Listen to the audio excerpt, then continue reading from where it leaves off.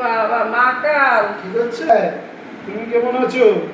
আমার কথা আর বললো না, আমি আর জীবনে শান্তি পাবো না, ভালো নাই।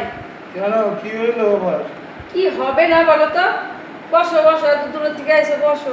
বলো। তুমি তো বোঝো, জানো সবই।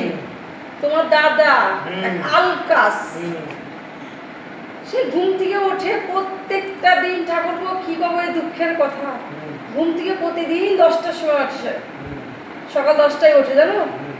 আমি সেই ভোর 4টার থেকে 5টার থেকে যাবতীয় কাজ করা শুরু করি। হ্যাঁ, তাহলে সেইটা উঠে আমার সঙ্গে হাতে হাতে করতে পারে না। ঘুম থেকে উঠবে, উঠে বিছানা যদি একটু গুছাবে না, বেলা 10টা অবধি ঘুমায় থাকবে। তাহলে আগে উঠলে আমি বিছানা গুছাই নিতে পারি। হ্যাঁ, উঠেই ওরে বাবা রে বাবা, ঠাকুর দেবতার ডাকাডাকি, সেই প্রণাম করে ঘর ভরে ঠাকুরকে ডাকাডাকি আর ডাকাডাকি, নমো করা ঘটা কি, কীর্তন করা কি ঘটা। শুধু ঘরে হবে না, সেই ঠাকুর ভক্ত তো ঠাকুরের ডাকতে ডাকতে ডাকতে উঠান পর্যন্ত চলে যায়।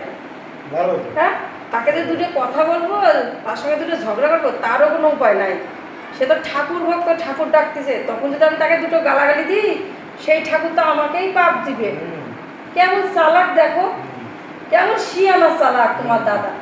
ঘুম থেকে উঠে ঠাকুরের ডাক শুরু করে দেয়, যাতে বউ কিছু না বলতে পারে, গালাগালি না দিতে পারে। এগুলো শিয়ানাগিরি বলে না, বলো তো?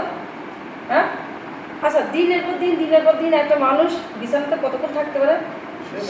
সেই বিকাল 4টের সময় আসে কাজের থেকে, খেয়ে দিয়ে ওই যে টান টানা খাটের উপরে সারাটা রাত্রি আর ওঠে না জানো। ওই খাবে 10টার সময়, লাফ দিয়ে উঠবে, খেয়ে দিয়ে টয়লেট করে যায় আবার বিছানার ভিতরে। সকাল 10টার সময় ওঠে। ওই কি পিঠ মিট ব্যথা হয় না? সেটা তো তুমি বোঝো, তোমার দাদা উনি তো কিছুই বোঝে না।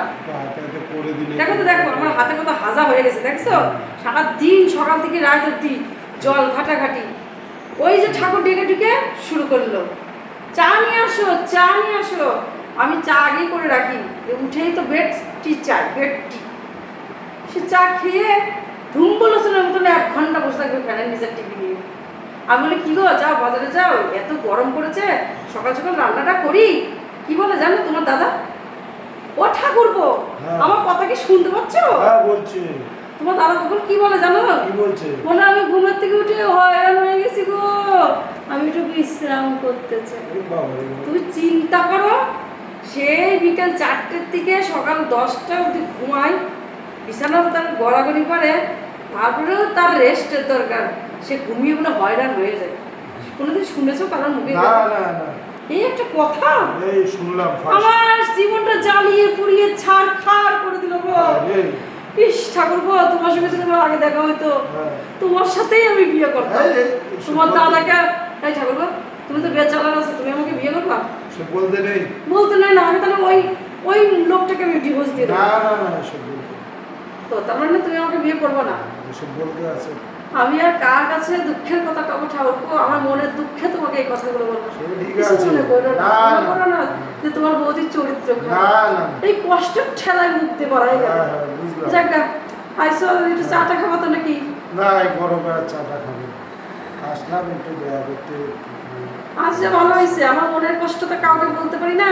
ওই যে আমার ধুম্বলোচন শাশুড়ি, সেই যে পার উপর পাল তুলে পানের বাটা মুখে, পানের বাটা সামনে নিয়ে মুখে পান গুজে বসে থাকে, আমাদের কথা একদম শোনে না। হ্যাঁ, আমি যদি দুটো মনের কষ্ট বলতে যাই, দূর হও দূর হও আমার কাছ থেকে, বৌমা দূর হও, তোমার করে স্বামী স্ত্রীর ব্যাপার তোমরা নিজেরা মিটাও। আরে উনি গার্জেন কিসের গো? হ্যাঁ, ছেলেকে একটু শাসন করতে পারে না? উনি হচ্ছে নষ্টের গোড়া।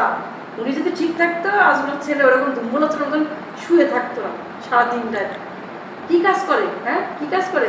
ওই তো বাপের একটা দর্জির দোকান, ওখানে গিয়ে একটু বসে, তাও তো নিজের সেলাই করে না, দুটো কর্মচারী আছে, সারাদিন ধরে ওই দেখে, আর 4টে 3টে বাঁচতে বাঁচতে পারি এসে ধুম্বলোচনের মতন খাটে বসে শুয়ে পড়ে। আমি সহ্য করতে পারছি না। আমার কি করা যায় বলো তো এই লোকটাকে? এটা উচিত শিক্ষা দেওয়া উচিত না? টাইট দেবো ওই পাজি লোকটাকে। আমি আর সহ্য করতে পারছি না, আমি এই মনের কষ্ট কাউকে বলতে পারছি না। এত গরম, আমি রান্না বান্না করে আমি সারাদিন করে কাজ কাম করে ক্লান্ত হয়ে যাই, তারপরে উঠে একটার পর একটা বায়না আর বায়না, এটা করো ওটা আনো, একটা জল পর্যন্ত নিজে নিয়ে খাই না, এত বদমাশ লোক। ঠিক আছে, মানিয়ে নাও, আর কি করবো, যাই।